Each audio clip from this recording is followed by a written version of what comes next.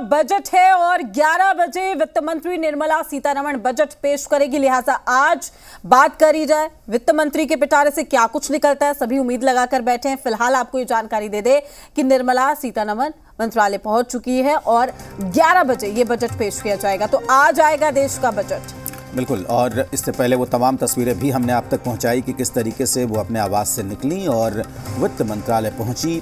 उसके बाद वो पिटारा उनके हाथ में आएगा, जिसे बड़ी मेहनत से सैकड़ों कर्मचारी मिलकर तैयार करते हैं। तमाम आंकड़े उसमें होते हैं और उसकी कॉपी को फिर संसद लेकर जाया जाएगा और उसके बाद देश के नाम संबोधन में वहाँ पर लोकसभा पर बजट को रखा जाएगा और वित्त मंत्री का अभिभाषण होगा।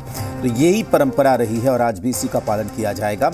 लगातार जो तस्वीरें निकलकर सामने आ रही हैं वो भी हम आपको दिखा रहे हैं। आज जब निर्मला सीतारमण ने अपना बजट पेश किया तो वो लगातार 6 बार बजट पेश करने वाली पहली वित्त मंत्री बन गई हैं, क्योंकि इससे पहले यशवंत सिन्हा और बाकी लोगों ने 5 बार बजट पेश किया था, लेकिन ये निर्मला सीतारमण का 6ठा बजट है और ये रिकॉर्ड इनके नाम यहाँ पर हो गया है। इससे पहले आपको बता दें कि मनमोहन सिंह ने 5 बार पेश किया है, यशवंत सिन्हा ने 5 बार पेश किया है। तो इसके साथ ही लगातार 6 बार बजट पेश करने का रिकॉर्ड निर्मला सीतारमण के नाम है और जो तस्वीरें निकलकर सामने आ रही हैं वो लगातार हम आप तक पहुंचा रहे हैं। बिल्कुल, तो एक बड़ा पैनल हमारे साथ जुड़ा हुआ है। हम इन सभी से कहीं ना कहीं जो उम्मीद लगाकर बैठी है आम जनता, क्या वाकई आज की उम्मीदें पूरी हो पाएंगी। साथ ही आपको बता दें कि आज जब ये बजट पेश होगा तो ऐसे में कौन से ऐसे सेक्टर्स हैं जिन पर खास फोकस रह सकता है। नीरज जी, मेरा सवाल आपसे ही है, आप इस बात का जिक्र कर रहे थे, क्या वाकई इलेक्शन नजदीक है तो कल्याणकारी जो योजनाएं उन पर ज्यादा फोकस होगा।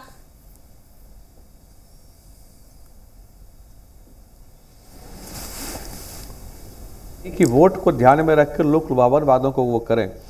मैं कुछ प्रश्नों का पहले उत्तर देता हूं, फिर आपके प्रश्न पर आता हूं। ये अनएम्प्लॉयमेंट रेट की बात कर रहे थे।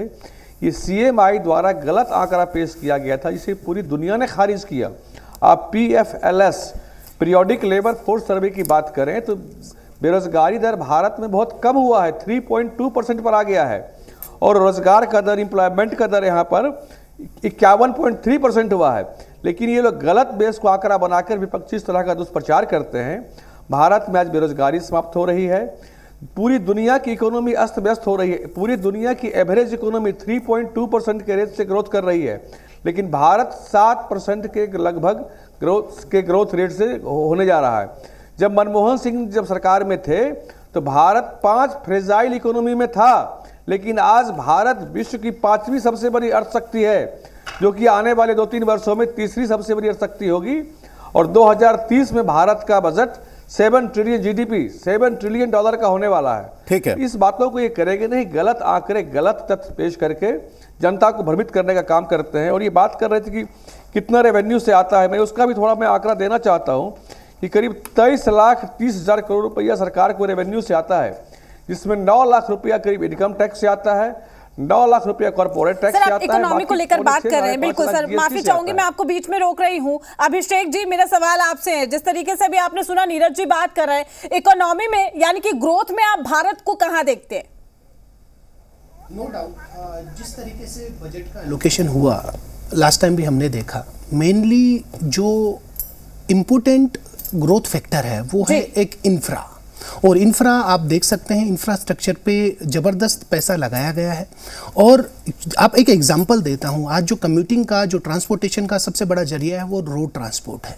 और जिस तरीके से हाईवे इंफ्रास्ट्रक्चर पे और अदर जो प्रोजेक्ट है गवर्नमेंट के, वो पैसे लगाए गए हैं और उनके रिजल्ट भी सामने। रीज़न क्या होता है, जब किसी भी प्रोडक्ट को डिलीवरी टाइम कम होता है और कम्यूटिंग 5 दिन से 1 दिन हो जाता है या 2 दिन हो जाता है, तो वहाँ कॉस्ट फैक्टर बहुत काम करता है और जो आपके गुड्स हैं वो एक बड़े रीजनेबल प्राइस पे आपको डिलीवर होते हैं। तो ये सारी चीज़ें इकोनॉमी के लिए बड़ा इंपॉर्टेंट रोल प्ले करती है।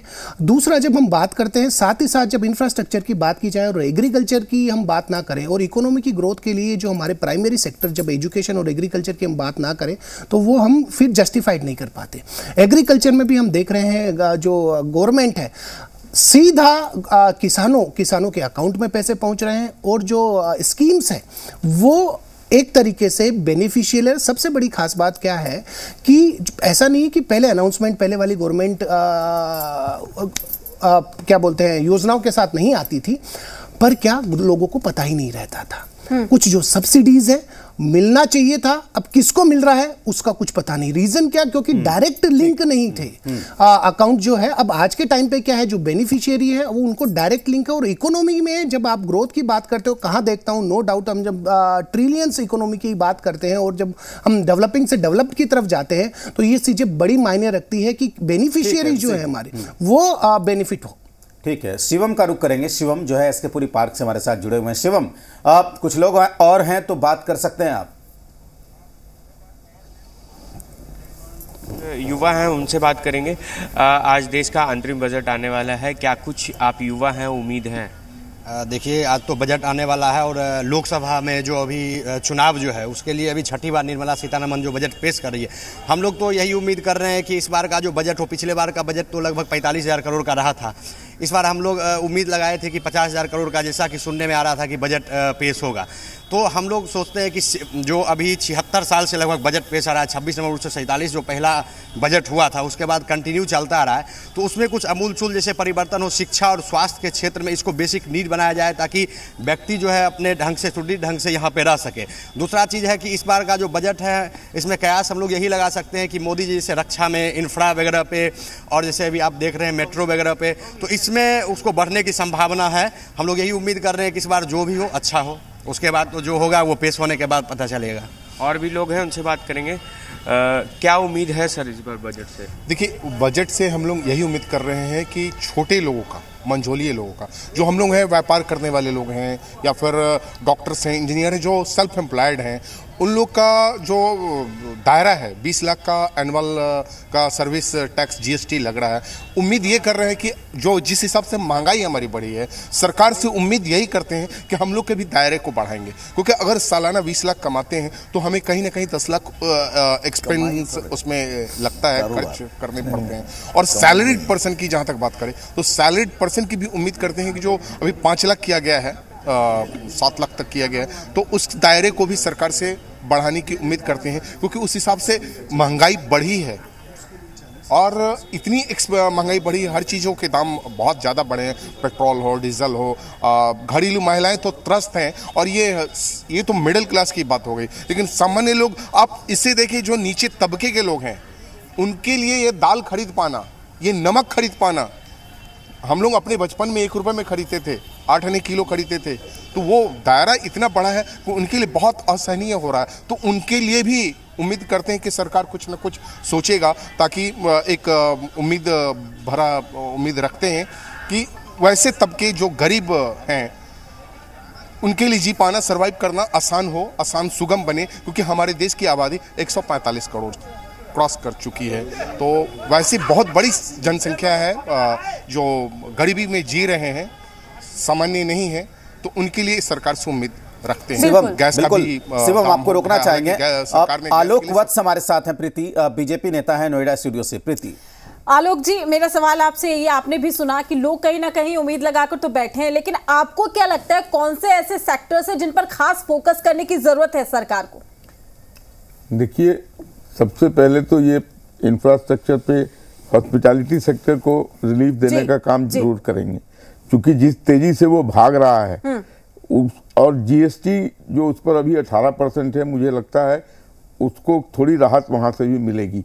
और जो स्टार्टअप्स को बूस्ट मिला है उनके लिए भी इस बजट में कुछ न कुछ लाभकर चीजें आनी की उम्मीद है। और जो सैलरीड क्लास है, जो एनपीएस और पीपीएफ का जो अभी वो ले रहा है बेनिफिट, वो चाहेगा कि ये कंटिन्यू रहे या इसमें कुछ थोड़ी राहत मिले, नहीं तो कम से कम कंटिन्यू रहे इसी लेवल पे। और अभी का जो डेफिसिट बजट है 1787 लाख करोड़ का, उसमें मुझे लगता है ये और बढ़ेगा, क्योंकि जीडीपी को जिस तरीके से आगे बढ़ावा कम करने का जो बढ़ाने का जो उम्मीद है उसमें इसमें जरूर बढ़ोतरी होगी।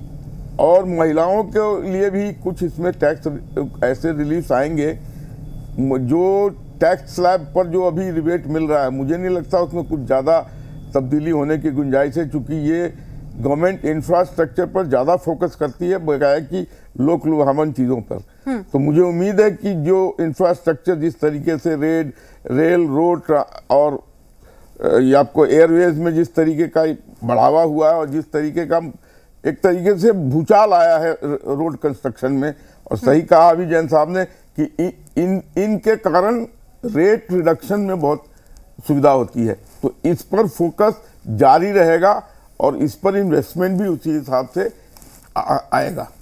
बिल्कुल। राय तपन भारती जी, मेरा सवाल आपसे ये है कि देखिए बार बार इस बात का भी जिक्र है, चूंकि बजट को भी राजनीतिक चश्मे से देखा जाता है, लाजमी सी बात है, सियासत है, राजनीति है, उस बीच अगर बजट पेश होता है तो कितना प्रभाव इस बजट का पड़ेगा 2024 के इलेक्शन पे, और क्या वाकई कहीं ना कहीं जो फोकस है वो युवा वर्ग रहेगा?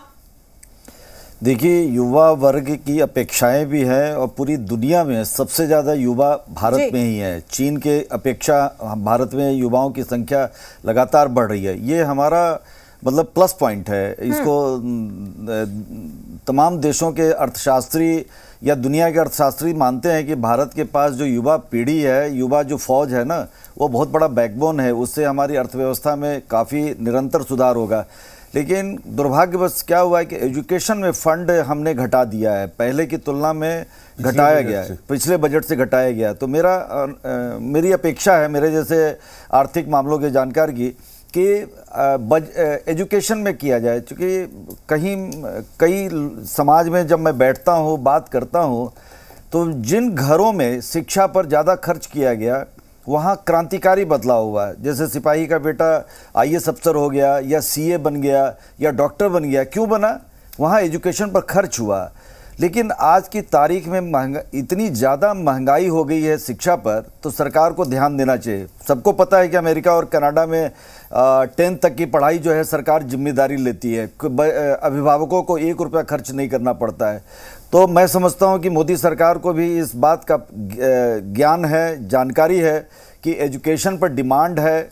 और जैसा कि दावा कर रहे थे पटना से बीजेपी के नेता थे शायद वो, कि भाई भाजपा जो सरकार जो है युवाओं को रोजगार देने पर ध्यान दे रही है। यदि ऐसा उनकी बात में दम है तो बहुत अच्छी बात है। लेकिन बेरोजगारी की जो फिगर आते हैं वो कभी कभी चिंता बढ़ जाती है। लेकिन इंफ्रास्ट्रक्चर के मामले में भारत बहुत तेजी से तरक्की कर रहा है। ये बात चुनाव में भी उठेगा। इतने हाईवे बने हैं, और आज मुझे लगता है कि बिहार झारखंड को लेकर भी हाईवे और रेलवे की घोषणाएं होंगी। रोकना चाहेंगे इस वक्त सीधी तस्वीरें निर्मला सीतारमण की, और जिस पिटारे की बात मैं बार बार कर रहा था प्रीति आपसे भी, इसी पिटारे पर पूरे देश की निगाहें हैं।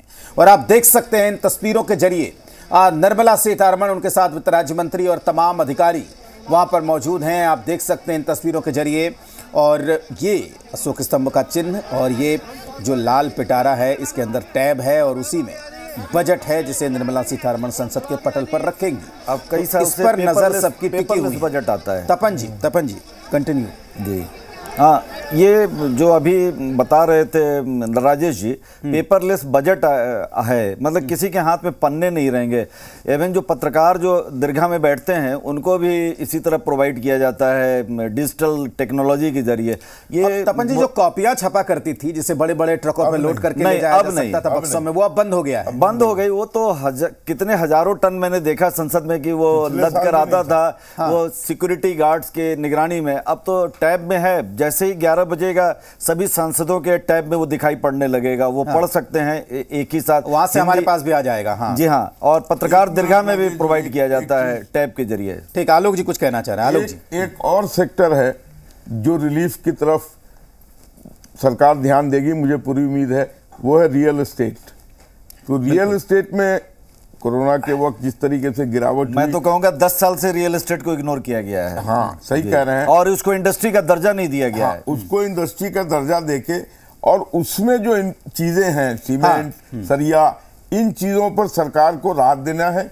और जो होम लोन बायर्स हैं उनका इंटरेस्ट रेट घटाएंगे जिससे रियल एस्टेट को बूस्ट मिले। चलिए अभिषेक, वो एक बहुत बड़ा योगदान करता है। अभिषेक जी एक्सप्लेन कर सकते हैं कि कितना फायदा है रियल एस्टेट से, सैकड़ों इंडस्ट्री को उससे फायदा होता है। जीडीपी में कितना बड़ा कंट्रीब्यूशन। सस्ता मकान का कंसेप्ट भी है कहीं ना कहीं। नरेंद्र मोदी अक्सर कहते हैं कि लोगों को आवास हो तो उसकी तरफ ध्यान जाएगा। अभिषेक जी कुछ कहना चाह रहे हैं। अभिषेक जी कंटिन्यू। बिल्कुल राजेश जी, जो रियल एस्टेट की बात की गई, दो चीज़ों पे मैं ज़रूर हमारे चैनल के माध्यम से कहना चाहूँगा। एक हमारा डिडक्शन है, शायद हम सभी उसी से जो डायरेक्ट बेनिफिशियरी, हम सब, आप, मैं सभी, 24B सेक्शन का जो 2 लाख रुपए की हमें छूट मिलती है, वो 2014 से अभी तक टच ही नहीं की गई। 2014 के बाद तो एक बड़ा है कि अगर ये हम हाउसिंग रियल सेक्टर को प्रमोट भी करना चाह रहे हैं तो कम से कम उसको 2 से 3, और अब इन्फ्लेशन कहाँ से कहाँ पहुँच गया, तो वो 2 लाख को बढ़ के कम से कम 3 लाख तक तो आए, ताकि इन्वेस्टमेंट ज़्यादा हो। और इवन इससे एनबीएफसी सेक्टर भी जुड़ा हुआ है, तो वहाँ से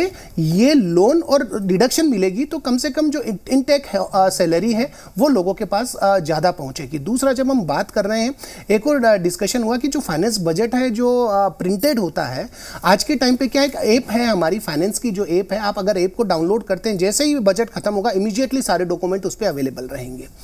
एक और जो बहुत इंपॉर्टेंट बात जो अभी यहाँ पे हमारे को पैनलिस्ट हैं कह रहे थे, आलोक सर, की जनसंख्या मैं आपको बता दूं, अगर आप कर्व, हम एनालिसिस कर रहे थे, जो कर्व है पॉपुलेशन का, चीन में जो डेवलपमेंट और पॉपुलेशन जो यूथ का है वो डिक्लाइनिंग सेक्टर में है, और जो हमारी इंडिया है 2062 वो पीक पे होगा, जो पॉपुलेशन होगी, जो युवा पॉपुलेशन होगी, जिसका कंट्रीब्यूशन, जो युवा की जो मैं बात कर रहा हूं सर, जो युवा है वो पीक पे होगी, जो प्रोडक्टिविटी में डायरेक्ट इन्वॉल्वमेंट है वो 2062 में, यानी 62 तक हमारा जो युवा है वो बेहतरीन तरीके से इकोनॉमी में कंट्रीब्यूट कर सकता है, और अपने जो हमारी देश की जो ट्रिलियन इकोनॉमी की बात कर रहे हैं, 3, 4, 5 जो व्हाटएवर, वो कंट्रीब्यूशन बेहतर तरीके से हो सकता है।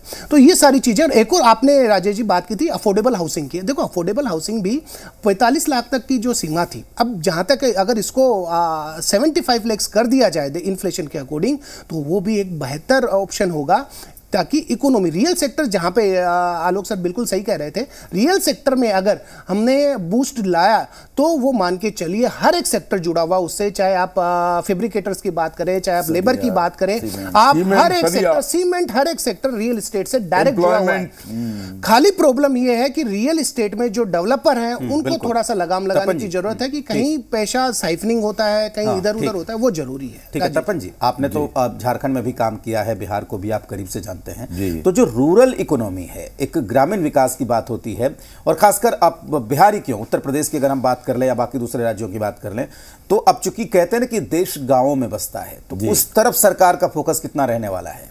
देखिए, झारखंड और बिहार में तो गरीबों की संख्या बहुत ज़्यादा है। बिहार का तो आंकड़ा मुझे पता है, लगभग 3 करोड़ जो है गरीबी रेखा में है। उसमें भी 2 तरह का है, एक अत्यंत गरीब तो 90 लाख है या 1 करोड़ के आसपास है, 93 लाख। झारखंड सरकार अपनी बातों को रख नहीं पाती है, तो वो वहाँ भी गरीबों की संख्या है गाँव में। वहाँ मैंने देखा कि झारखंड सब्जी उत्पादन के लिए बहुत अच्छा राज्य है। सब्जी उत्पादन का बढ़ावा यदि दिया जाए तो बहुत अच्छी क्वालिटी का वहाँ फूलगोभी या बहुत तरह की सब्जियां वहाँ पैदा होती है। किसानों के पास पैसे नहीं हैं कि वो बीज खरीद सकें या उसके लिए कुछ खेती को उन्नत तरीके से कर सकें, जैसा कि हरियाणा में उन्नत खेती होती है, गुजरात में सरकार वहाँ फंडिंग करती है किसानों को, तमाम राज्यों में, कर्नाटक में